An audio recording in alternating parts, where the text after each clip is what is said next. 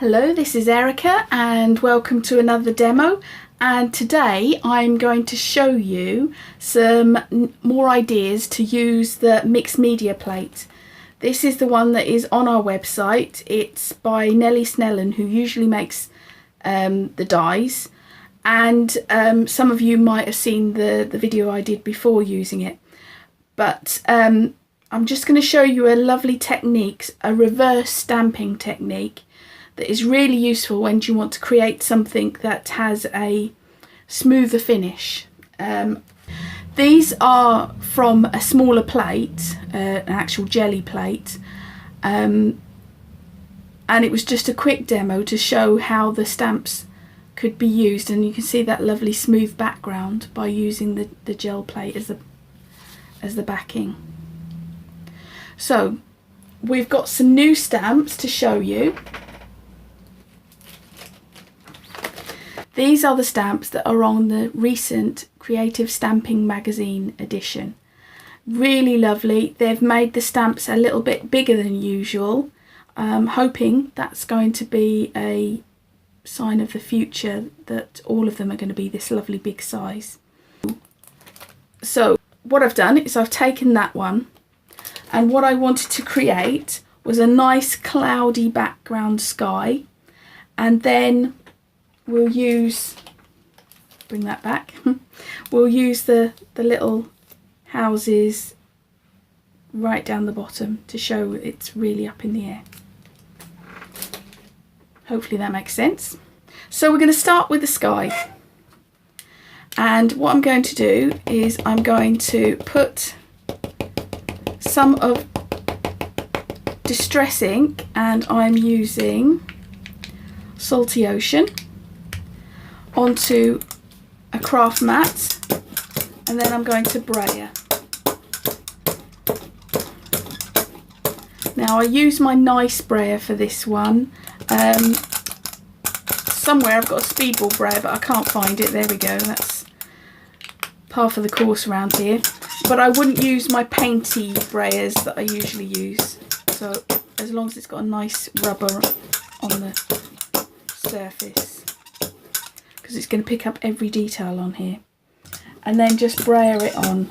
Now you're not going to see very much, you have to trust me, it's fine, but if you can see I'm lifting and rolling, so if there is any sort of breaks or the ink is blocked, if the ink is collecting in certain places, by using the lift and roll technique you should avoid having any problems.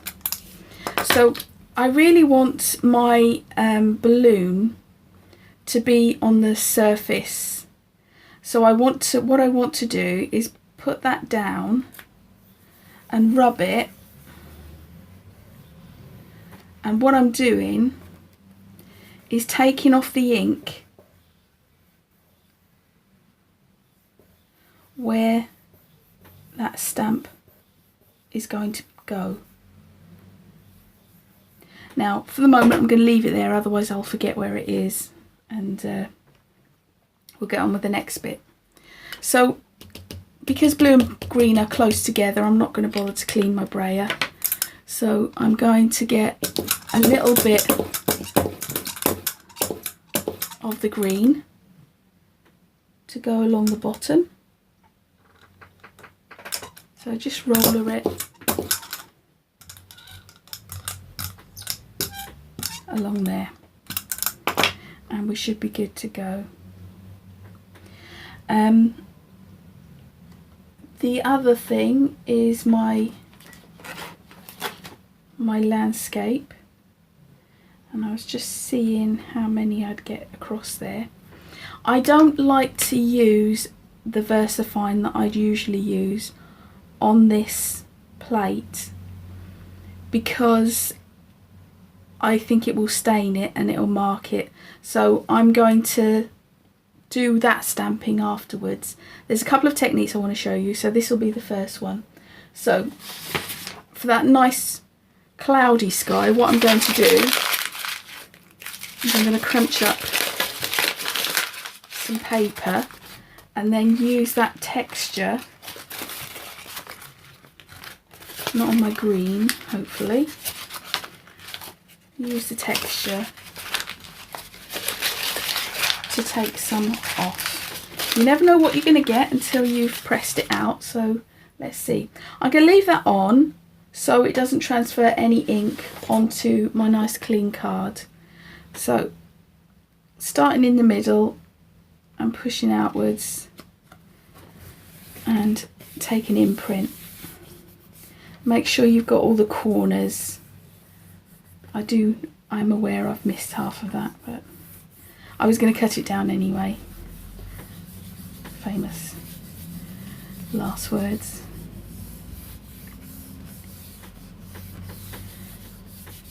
So we're rubbing that all down, and then we peel it off, and there you can see you've got that lovely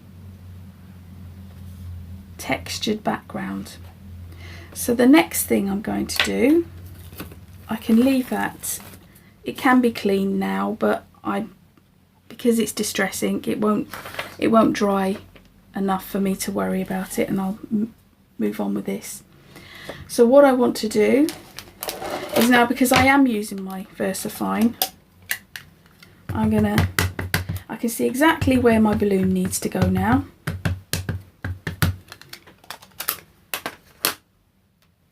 So placing myself over the design, doesn't have to be dead on perfect, but you've got a good bit to go on. Press nice and evenly. So there's my balloon, and now you can see it's all clean behind it, and that's the reason why we did the mask. And then my landscape,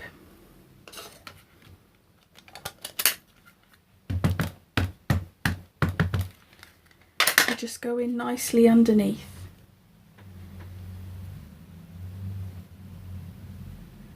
And I think I'll repeat it, so oh, that's lovely. Lovely stamps.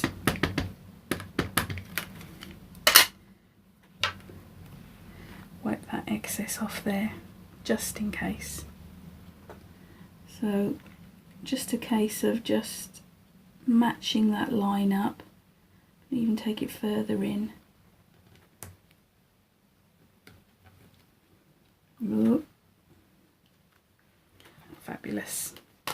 And obviously I'd probably want to cut it down to about that size, a nice square, so it doesn't look so much like it's been repeated, but you've already got some of the colours going on, so you can fill in with the colours afterwards.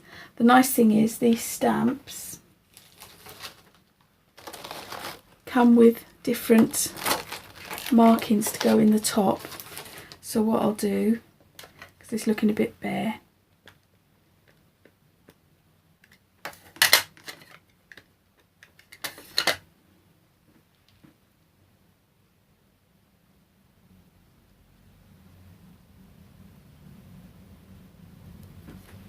match it up. Hope my head wasn't in the way then. And there we go. So we've got a balloon in a nice cloudy sky with our scenery along the bottom. What I'll do is I'll get that coloured in, and you can see it in the clips at the end, because I want to show you the next part. Ooh, shouldn't really stick that on the rubber. So we'll chuck these to one side for the minute. So the next one I want to show you is one I created at the demo, and it's this one here.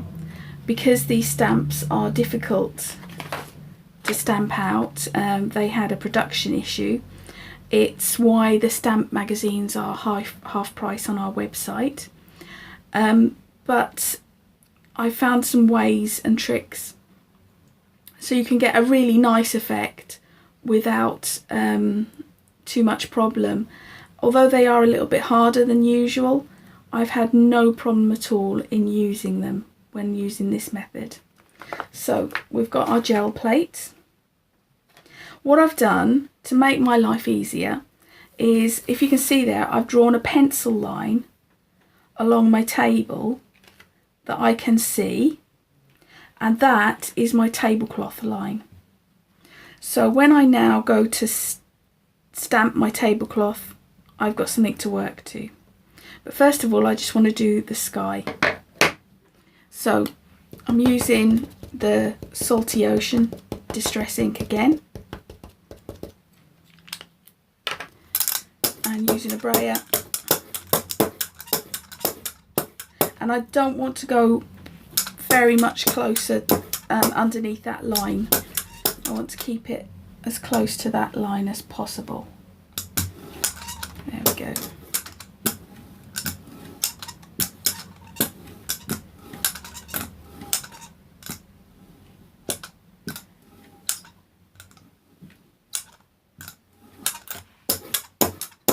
And it doesn't look like there's a lot of colour on there, but trust me, when you go to print it off, you'll be surprised. Now, I want to give it a soft, cloudy look, so I'm going to use some tissue, crumpled tissue, and you might not think there's anything going on, but it's taking some of the ink off. Right, so that's our first bit. Next is our tablecloth. So I like to brayer this on to give a smoother finish.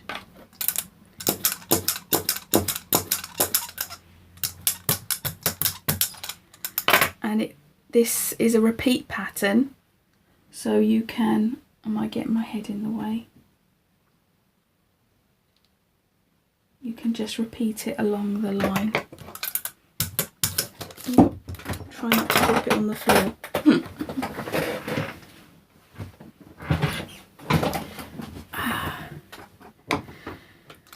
Okay, so just keep, oh, it keeps wanting to slip away today. And this light isn't the best. I have to put really bright lights on for you to all see, but it's also harder for me to see. There we go, I think I've done it. There's some more. I'll put a little bit more ink on there for next time. And again, matching up that line on the pencil and that line on the edge of the stamping.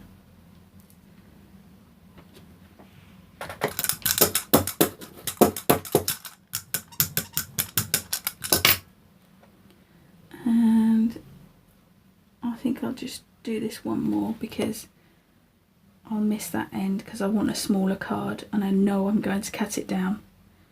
And that's the beauty of making something a bit bigger, you can cut it down. So I've got my, remembering that pencil line won't show through because it's underneath. All I've got is my sky and my tablecloth. So now I'll stamp my flowers. And because this is black, it's going to go over any of the colours. I'm not going to worry about my brayer being dirty. Hopefully you can hear me over the brayering. It's a bit noisy. The reason I'm brayering it on is because Distress ink is quite, well, inky. There's a lot of it and you don't need too much, you only want a little bit. So I got my vase going on there. You see I'm rocking it a little bit because I can see where it's not quite catching. Wouldn't normally advocate rocking stamps, but these ones, they need a little bit of help. And then what should we add?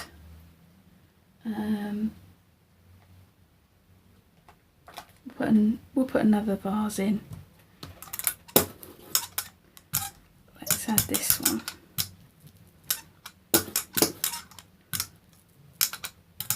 Making sure I'm getting my, off the edge there, making sure I'm getting the ink onto the surface.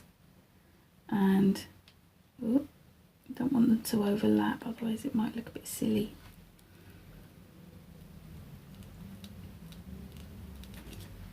There's our next one. I think we've got one more in here, haven't we? Have we? Let's have a look. What have we got?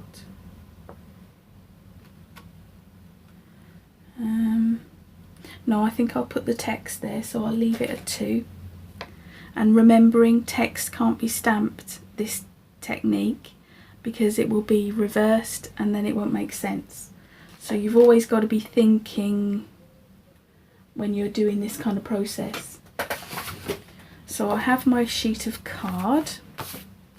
So hopefully this one's going to look really nice. What I do is I start from the centre and then flip it outwards to hopefully get a really clean image. And making sure I rub completely. I mean, you could use some kind of tool, scissors or ruler, just to, I think that'll give it a nice smooth finish. Get my edges, and then hopefully when we lift up, there we go. And I've got enough of the tablecloth to work with. It was a little bit harder today to see with the light because of the light shining straight on. But then if I show you to finish off, we'll put a little text on it and sending sunny thoughts. And I will use my VersaFine for this. I do much prefer using my VersaFine for text, especially if it could be a little bit difficult to print out. The nice thing with these stamps is if you have trouble stamping out, you can put a lot of pressure on them. Some people can be heavy-handed. Well, if you're heavy-handed, these are brilliant because you can afford to really push on them, which you can't normally. They're normally really squidgy stamps, and if I press this too hard, I'd end up just making a mess of it. But there we go. So what I would do is I would cut that down. But this, I just want to show you, this is the one that I made earlier. And you can see the whole point is you can see through glass, so it doesn't really affect, you wouldn't need that masking technique that I showed you before. And this is the one of a beach. This is very simple, just blue on the top, yellow on the bottom, and the deck chair. Really, really easy. So I hope you enjoyed that, and see you at the next demo.